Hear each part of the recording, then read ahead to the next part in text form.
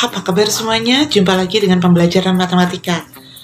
Kenapa siswa-siswi kita dalam belajar matematika selalu menemukan kesulitan? Bahwa matematika itu merupakan pelajaran yang menakutkan. Matematika itu pelajaran yang begitu sulit gitu ya bagi mereka. Sebetulnya apa sih yang menjadi kendala? Kenapa mereka menyebutkan bahwa matematika itu sulit? Yang pertama adalah pemahaman konsep aljabar yang rendah. Kemudian kurangnya minat atau kemauan, ya, kurangnya latihan untuk mengerjakan soal aljabar. Jadi untuk soal aljabar ini kalian harus banyak latihan. Seperti itu ya. Kemudian pembelajaran aljabar kurang bermakna. Jadi merasa bahwa aljabar itu kurang bermakna, bahwa aljabar itu apa sih? Nggak ada fungsinya untuk di masa yang akan datang. Kata siapa? Ya, bahwa di sini adalah pembentukan pola pikir.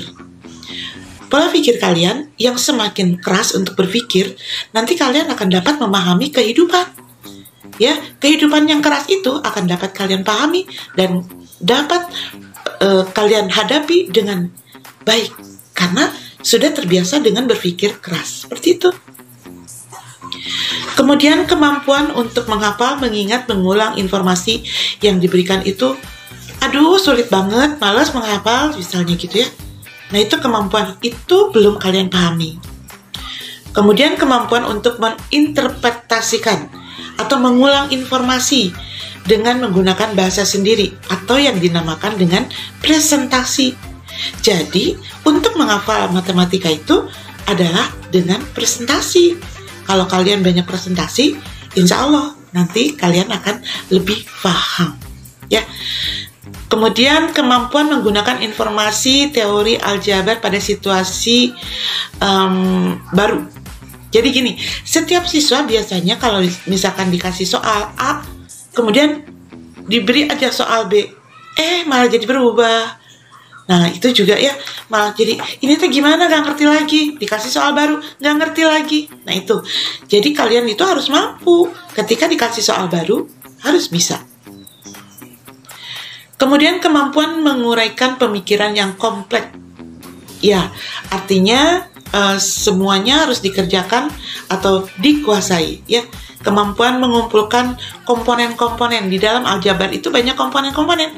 Ada X kuadrat, harus menyatukan yang sejenis, yang tidak sejenis seperti apa. Kemudian yang positif dan negatif juga kamu harus bisa bedakan.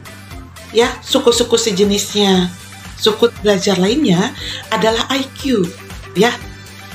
Memang tidak bisa dipungkiri, ya. Tetapi dengan semangat kalian bisa atau mau belajar, insya Allah ya kalian akan bisa.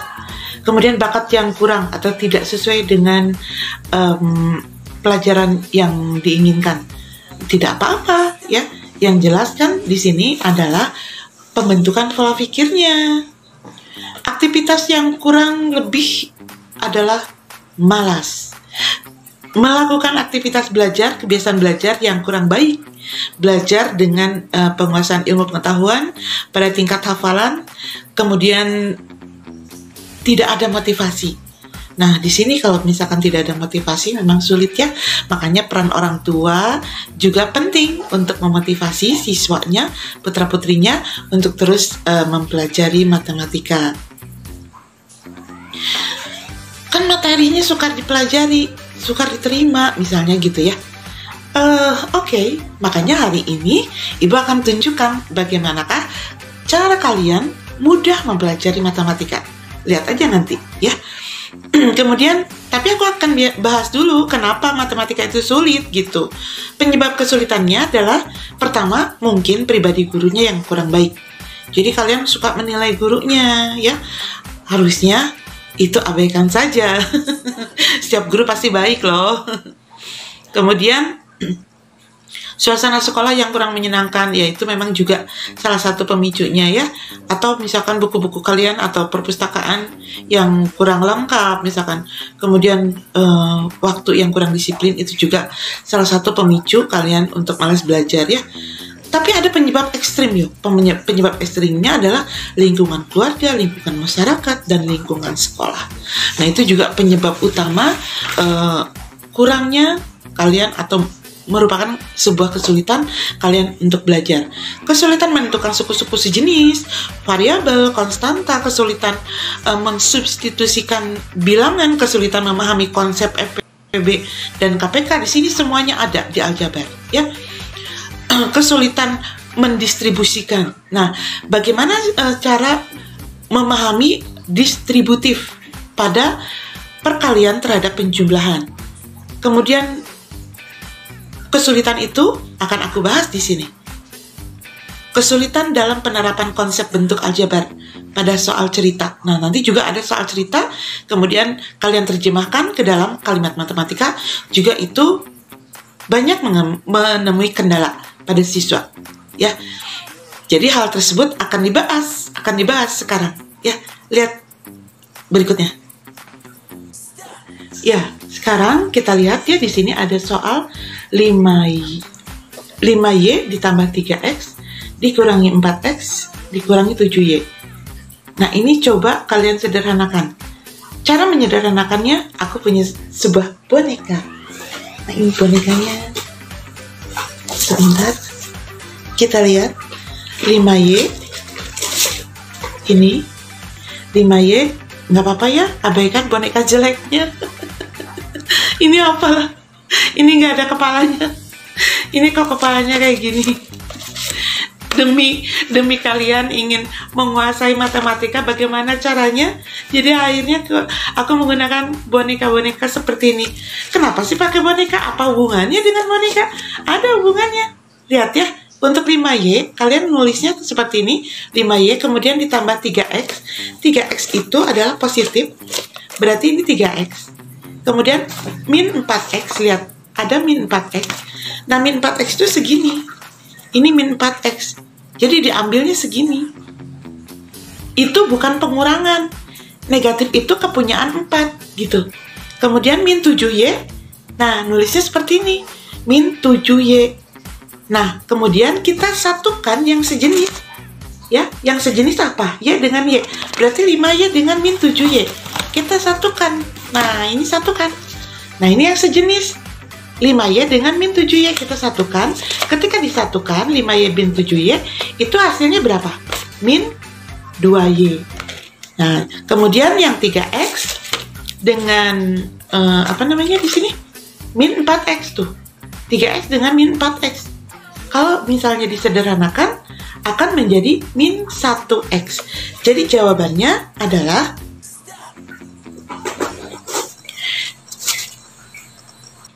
nih ya, untuk 5y min 7y.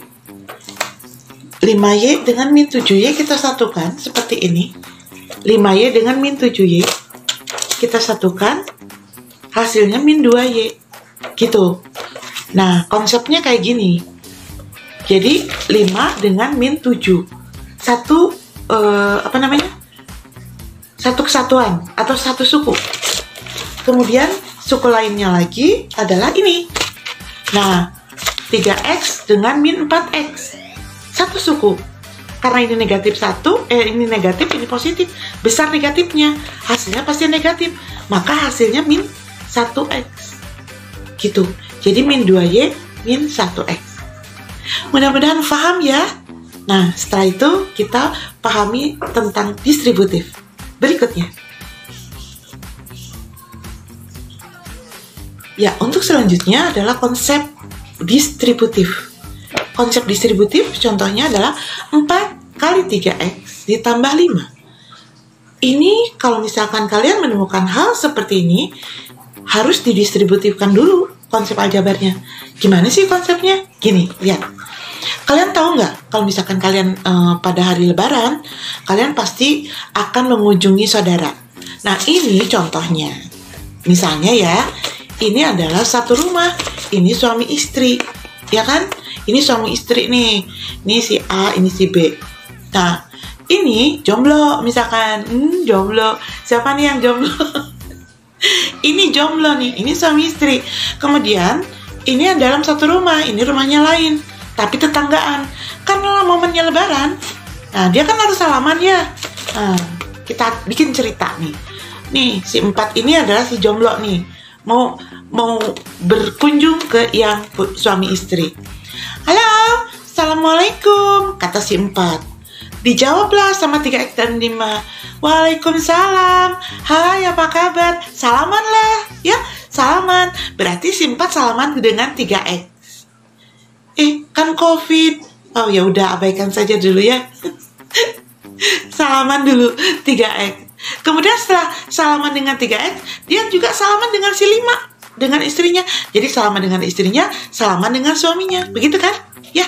Nah, konsep dari distributif itu maksudnya ketika ada yang seperti ini harus dikalikan dengan yang 3. Ini juga, si 4 ini harus dikalikan dengan 5. Nah, itu maksudnya konsep salaman itu. Salaman, halo, salaman. Kan gitu. Ya kan? Gak mungkin kalau ini salaman, enggak kan? Ini mah yang serumah. Ini gak mungkin salaman dua-duanya. Enggak. Yang salaman itu ini, ya, dengan 3X, ini dengan 5. Si 4 ini. Ya. Sehingga nanti hasilnya, nah, hasilnya seperti ini. 4 dikali 3X jadi 12X. 4 kali 5, 20. Sudah. Jadi itu konsep distributifnya seperti itu. Ini adalah sebuah konsep. Jadi untuk menguasai penjumlahan atau menyederhanakan aljabar, ketika menemui seperti ini, kalian harus distributifkan dulu. Ya, mendistributifkan begini caranya. Kalau negatif gimana? Misalnya di sini tandanya negatif, berarti 4 kali 3X. 12X, 4 kali negatif 5 nantinya. Berarti di sini negatif 20. Seperti itu. Bisa ya konsep distributif? Bisa paham ya? Terima kasih.